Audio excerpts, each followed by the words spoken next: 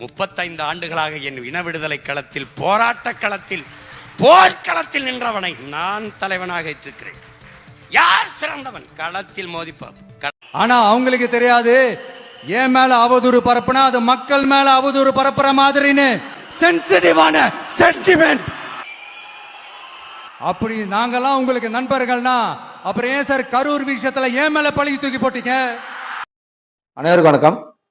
தமிழக வெற்றி கழகத்தின் நிர்வாகிகள் சந்திப்பு கூட்டத்தில் வேலூரில் நடைபெற்றது. முன்பு மாதிரி இல்லாம டெண்டெல்லாம் போட்டு கூரையெல்லாம் போட்டு நிர்வாகிகள் யாரும் மயங்கி விழுந்துடக்கூடாது, அந்த தொண்டர்கள் யாரும் மயங்கி விழுந்து செத்துடக்கூடாது அப்படிங்கிறதுக்காக கூரையெல்லாம் போட்டு வச்சிருந்தாங்க. அதில் அண்ணன் என்ன பேசியிருக்காருன்னா, வழக்கம் போல தான், ரெண்டு பேருக்கு நடுவில் தான் போட்டியே.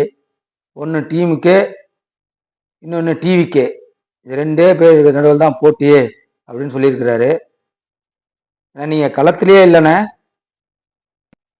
இந்த கரூர் விவகாரத்தில் என்னையே ஏன் குத்தம் சொல்றீங்க அப்படிங்கிற மாதிரி சொல்லியிருக்கிறாரு. அப்புறம் ஏன் சார் கரூர் விஷயத்துல ஏன் மேல பழி தூக்கி போட்டீங்க? அவர் ரசிகர் கூட்டம் தான் அவரை பார்க்க வந்தது, அவர் தொண்டர் தான் அவரை பார்க்க வந்தாங்க. அவரு கூட்டத்துல அவரு விழுந்து செத்து அந்த கூட்ட நெரிசல்ல அவரை பார்க்க வந்தவங்க தான் இறந்து போனாங்க. அது எப்படி அவருக்கு உனக்கு மக்களுக்கு சம்மந்தம் இல்லைன்னு சொல்றீங்க? இறந்து போன அவங்களுக்கு சம்மந்தம் இல்லையோ? சரி, இறந்து போன உங்களுக்கு சம்மந்தம் இல்லை, அப்புறம் எதுக்கு ரெசார்ட்ல வச்சு சந்திச்சீங்க? எதுக்கு நிதி கொடுத்தீங்க? காரணம் வேணும்ல விஜய் சார் அவர்களே, எதுக்காக நிதி கொடுத்தீங்க? இழப்பீடு எதுக்கு கொடுத்தீங்க? இப்ப சம்பந்தம் இருக்குல்ல.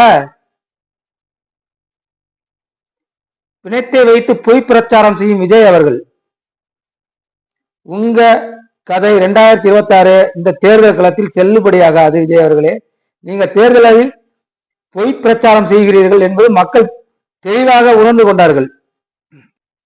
நீங்க மிகப்பெரிய அரசியல் கட்சியா? நீங்க எத்தனை தேர்தல் சந்திச்சிருக்கீங்க? உங்களை பார்த்து எல்லாம் பயப்படுறாங்க. சரி, கரூர் விவகாரத்துல எல்லாம் ஒண்ணுங்களாதான் பலி சுமத்துறேன்னு நீங்க சொல்றீங்கல்ல, நீங்க ஏன் ஓடி போனீங்க? அந்த இடத்துல ஓடி கூடாதுல, நின்றுக்கணும்ல, ஏன் ஓடிட்டீங்க? கரூர் விவகாரத்துல ஒருத்தரை கூட நேரில் வந்து சந்திக்கலையே.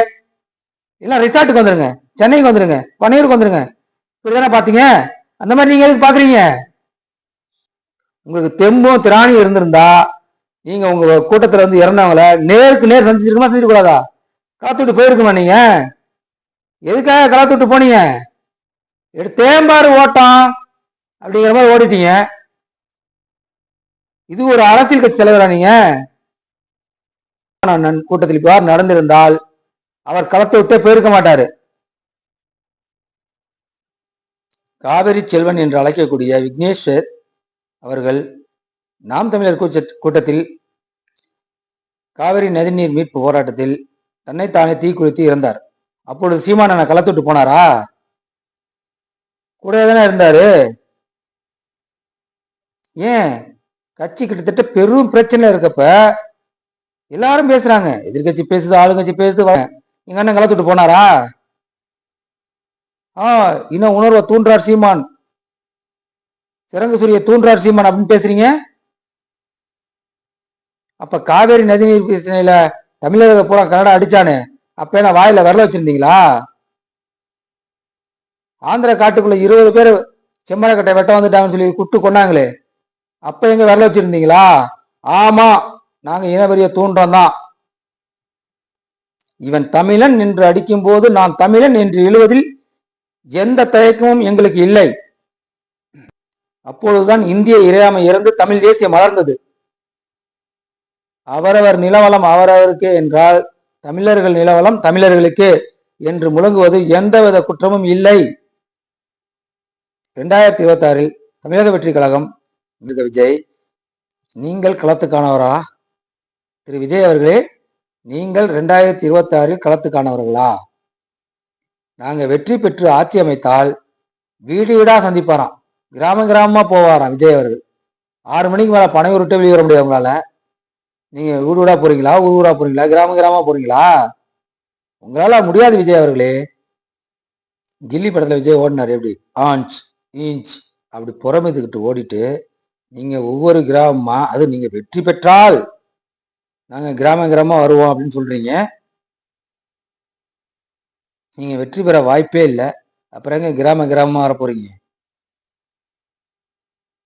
இந்த தேர்தலில் தெம்பும் திராணியும் இருந்தா நீங்க களத்துல நில்லுங்க, மோதி பார்ப்போம். களத்துல தமிழ் தேசியமா திராவிடமா அப்படின்னு களத்துல மோதி பார்ப்போம். அதை விட்டு இந்த வாய்ஸ் அவளால் பேசாதீங்க. எந்த ஒரு கட்சியும் கொள்கை இல்லாம இல்லை, ஆனா கொள்கை இல்லாத ஒரு கட்சி அது தாவேகாதான். கொள்கைனே என்னன்னே தெரியாது அந்த கட்சிக்கு.